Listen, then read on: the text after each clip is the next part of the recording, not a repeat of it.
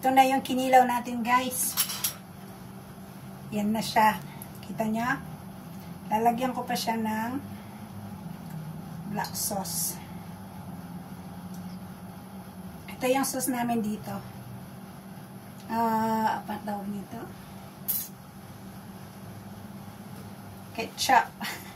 Basta ganitong brand ang ginagamit namin. Hindi kami gumagamit ng iba. Kasi manamis-namis na ito siya, guys. Ito na siya. And ito na yung parsley natin. Lalagyan din natin siya ng parsley.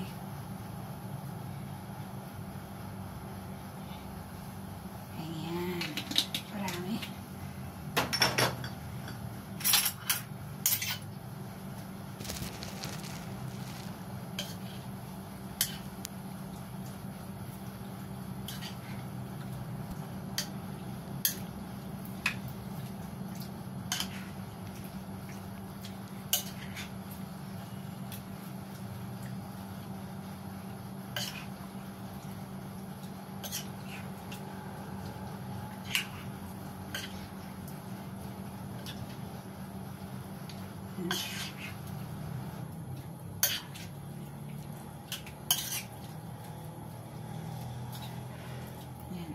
So, yan na siya, guys. Hindi ito mabaho. O, I mean, is hindi siya malangsa. Wala siyang amoy na isda. Kasi ang ginawa ko dito, habang naglilinis ako, binababad ko siya sa vinegar at saka asin.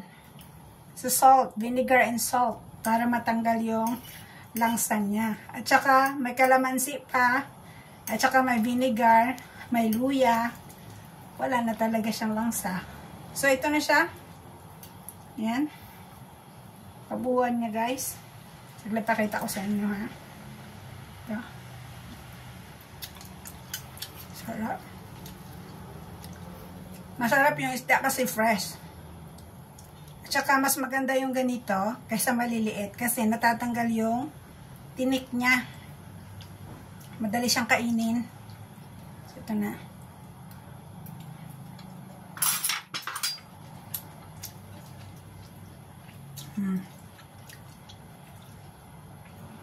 Minsan lang ako nakakagawa ng ganito kasi yung isda kasi minsan din lang.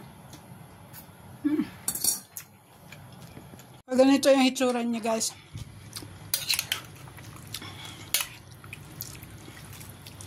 Pag marami pa siyang onion, mas masarap pa. Dagdagan ko pa ata. Yan. So, tatakpan ko lang siya. Dandahanin ko ito, kumain. Habang nanonood ako ng TV, kahit walang kanin, kinakain ko ito.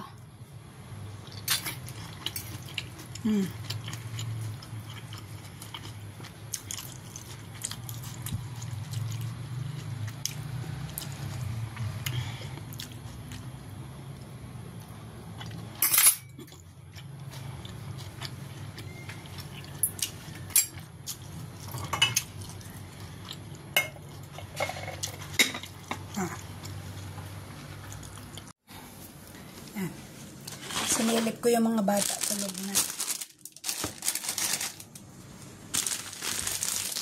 Ito binili namin. 4 ringgit lang siya, 40 pesos. Ganito kadami. Ito naman ang aking nabili.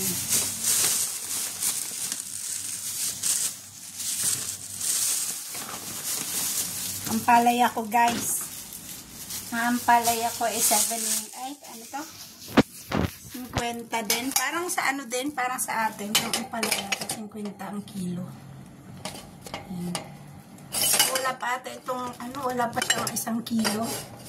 Pero kakaiba siya, tingnan mo. Saglit, tatayuan ko lang ito. Ayaw tumayo. Ito yung ampalaya ko. Maraming giling-giling. Yan, ito siya. Namiss ko siya kasi bukas iluluto ko ito bisa. Maganda sana sa ano, sa karne ng baka, kaso sabi ni Habi, magdudurian kami this week. So So, ang durian at saka beef, hindi siya pwede kasi pareho silang mainit sa katawan. Ito naman yung gulay ng asawa ko, ringgit siya.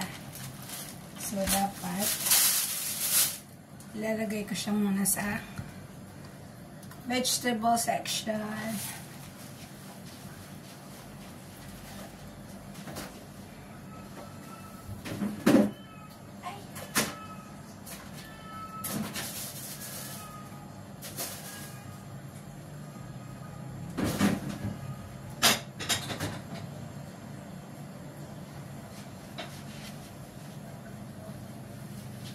Ko nakita, bumili pala si asawa ng kamatis.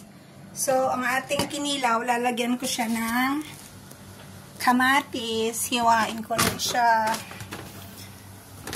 Bumili pala, hindi ko napansin. Pa naman ako kasi pumunta sa ref. Ayan. So, bumili, hiwain natin. Siya dalawa. Fresh na fresh. Maganda yung Australian na tomatoes. Maganda. So, ito na siya guys. Tapos ko nang nahiwa, ilalagay na natin siya dito. Mas masarap siya kasi pag may kamatis. Doon nga sa amin sa sa Negros, nilalagyan pa ng tatay ko na peanut. Dinidikdik niya yung peanut at saka ilalagay. So, ano siya. Puno na.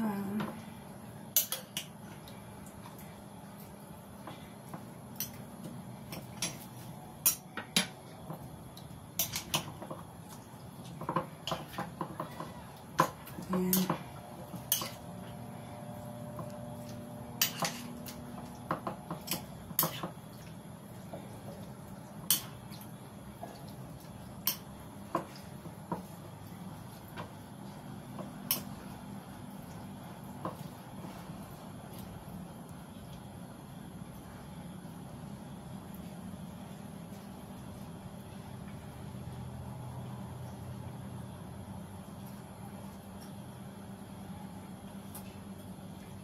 Ayan. Ito na siya. Ayan. Ganito guys, nakita nyo ba? Mas malayo, mas maano. May kamatis.